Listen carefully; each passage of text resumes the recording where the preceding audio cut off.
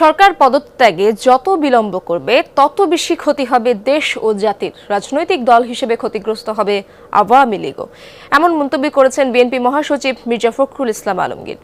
সকালে গুলশানে বিএনপি চেয়ারপারসনের কার্যালয়ে সংবাদ সম্মেলনে তিনি বলেন, দেশে গণঅভ্যুত্থানের সূচনা হয়েছে ছাত্র, শিশু, জনতার রক্তে রঞ্জিত এই সরকার। ফখরুল বলেন, বৈষম্য বিরোধী ছাত্র আন্দোলনের এক দফা দাবির সাথে একাত্মতা জানিয়েছে বিএনপি। সরকার বিভিন্ন কূটকৌশলের মাধ্যমে পরিস্থিতি জটিল করে তুলছে এমন অভিযোগ তার। নিরীহ জনতার বিরুদ্ধে দলীয় লোকদের লেলিয়ে দেওয়া হচ্ছে, এমনটাও ফখরুলের অভিযোগ। জানান, ট্রাস্ট সৃষ্টি করে নৈরাজ্য সৃষ্টি করতে চায় সরকার।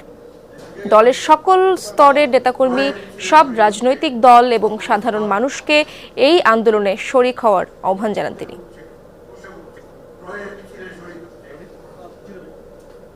কোটা ব্যবস্থায় যৌক্তিক সংস্কারের আন্দোলনকে নির্মম নিষ্ঠুরভাবে দমন করতে গিয়ে শত শত তাজা প্রাণে রক্ত ঝরিয়েছে, শত শত মায়ের বুক খালি করেছে, শত সন্তানরা পিতাকে হারিয়েছে, এমনকি 4 বছরের শিশু রেহাই পায়নি।